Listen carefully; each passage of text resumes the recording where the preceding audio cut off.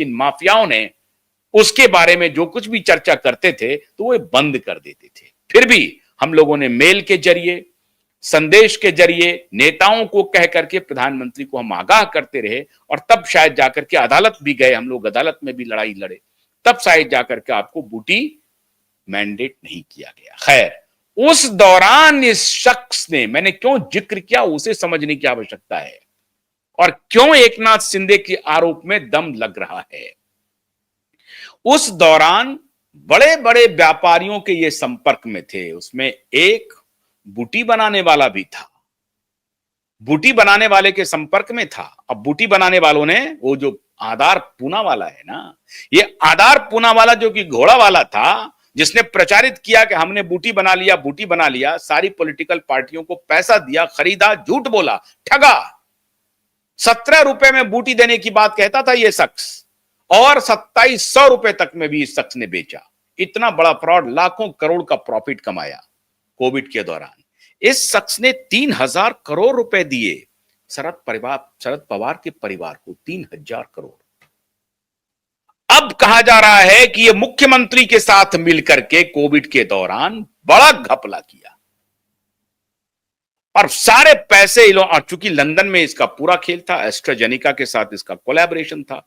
ये जो बूटी बनाता था ना, जो कोविशील्ड आप देखते थे ना, वो बेसिकली एस्ट्राजेनिका है, जिसको हमारे लोगों ने कह दिया कि भारतीय आ गया, भारतीय कोविड हो गया, इंडिजिनस वैक्सीन। कोई इंडिजिनस वैक्सीन नहीं था। ये फ्रॉडस्टर लोगों ने टेक्नोलॉजी बाहर की थी, उसको लेकर के ये काम कर रहा था। खैर, उस प्रकरण पे मत जाइए। अभी इस पर आइए कि इनका साठगांठ क्या था उस वक्त के तत्कालीन मुख्यमंत्री से। 2.5 साल उद्धव ठाकरे मुख्यमंत्री रहे, एक बार भी दफ्तर नहीं गए। ऐसा इकबाल था। बहाना क्या दिया? वो बीमार थे उद्धव ठाकरे, कोई बीमारी नहीं थी, सारी डीलिंग चल रही थी मातोश्री पर, और आंगड़िया के तरफ फोन हो जाता था लंदन में, और फिर लंदन में पैसे की पार्किंग हो रही थी। ये अब संगीन आरोप लगे हैं। रामदास कदम ने एक और विस्फोटक जानकारी जो पहले दी थी, अब वो भी प्रकाश में आ गया है, और ठीक मुंबई महानगर पालिका चुनाव के पहले।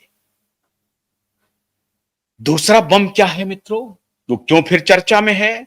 दूसरा बम है कि बाला साहब ठाकरे की जब मृत्यु हुई थी तो 2 दिनों तक बाला साहब ठाकरे का क्रेमेशन नहीं हुआ, उसे रखा गया। बहानाबाजी कुछ और रही। मृत्यु पहले हो गई थी, घोषणा बाद में हुई, या भगवान जाने, छुपा के रखा, मतलब मृत्यु 2 दिन पहले ही हो गई। बाला साहब ठाकरे के मृत्यु के बाद एक वसीयतनामा प्रकाश में आ रहा है। उसी वसीयतनामा का जिक्र रामदास कदम कर रहे हैं। कह रहे हैं कि वसीयतनामा में सारी जो मिल्कियत थी बाला साहब ठाकरे की, सारी संपत्ति, इवन की राजनीतिक उत्तराधिकारी, इस सब का उन्होंने उस वसीयतनामा में जिक्र करवा लिया, अपने नाम से करवा लिया, और उनका अंगूठा लगवा लिया, या पता नहीं फर्जी सिग्नेचर करवा लिया। वो पूरा का पूरा फर्जी विल इन्होंने तैयार किया, वसीयतनामा उद्धव ठाकरे ने तैयार करवाया। अब ये बात खुली कहां से है? रामदास कदम और बाकी जो पावर गैलरी के लोग हैं, वो सुगबुगाहट है अभी पावर गैलरी में कि राज ठाकरे जो अभी मुलाकात करने गए थे उद्धव ठाकरे के साथ, तो मुलाकात में कुछ पल, कुछ मिनट, आधा घंटा तो बड़ा सहज रहा माहौल, बहुत ठीक रहा, लेकिन उसके बाद बड़ी तीखी नोकझोंक हुई है दोनों भाइयों के बीच में। और नोकझोंक का आधार क्या बताया जा रहा है?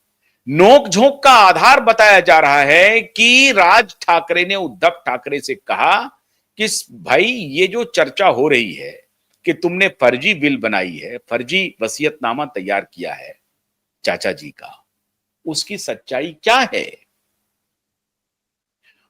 अगर यह सच है तो वो बताओ, और अगर यह गलत है तो रामदास कदम के खिलाफ जो है सो मानहानि का मुकदमा करो।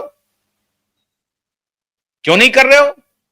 वो तुम्हारा मान मर्दन कर रहा है, इतना बड़ा आरोप तुम्हारे खिलाफ मढ़ रहा है, तुम मौन क्यों हो, तुम चुप क्यों हो?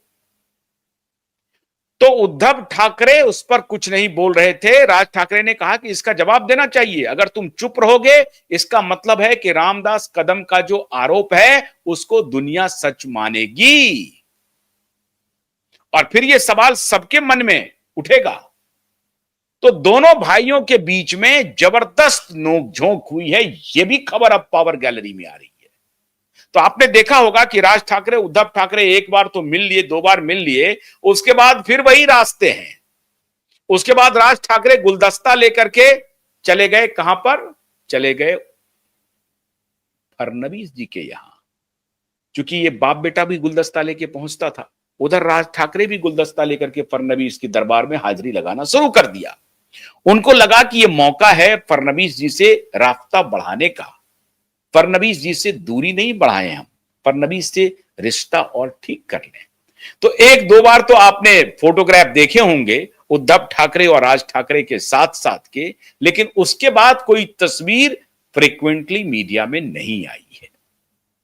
अब यह कहा जा रहा है कि बहुत दूरी तो नहीं, लेकिन बहुत नजदीकियां भी नहीं है दोनों भाइयों के बीच में।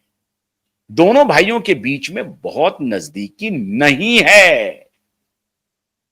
और वो विधानसभा चुनाव के लिए वो आए थे, विधानसभा चुनाव के बाद अभी जो महानगर पालिका का चुनाव है उसके लिए वो आए थे। राज ठाकरे का बेटा भी हार गया। राज ठाकरे की तो मिट्टी पलीत पहले ही हो गई थी। जैसा कर्म करेंगे राज ठाकरे उत्तर भारतीयों पर, या जो भी महाराष्ट्र में बाहरी लोग हैं, अन्य राज्यों के लोग हैं, उनके खिलाफ एमएनएस के गुंडे क्या व्यवहार करते हैं पूरी दुनिया देखती है, ऊपर वाले भी देखते हैं। ऊपर वाले ने सजा सुना दी कि ना तो तुम्हारा कोई एमएलए होगा, ना तो तुम्हारा कोई एमपी होगा, ना ही तुम्हारा कोई काउंसिलर होगा। तो राज ठाकरे को अलग सजा मिल गई। लेकिन ये बाप बेटे की सजा, मैंने कहा ना, इतनी क्रूर होगी इनके खिलाफ सजा जिसकी आप कल्पना नहीं कर सकते। इस बाप बेटे का इतिहास इसे नहीं छोड़ेगा। दिशा की मृत्यु इसे छोड़ने नहीं देगी, दिशा की मृत्यु इसे सोने नहीं देगी। सुशांत के साथ जो कुकृत्य किया है इस बाप बेटे ने, वो इसे सोने नहीं देगा चारा आराम से।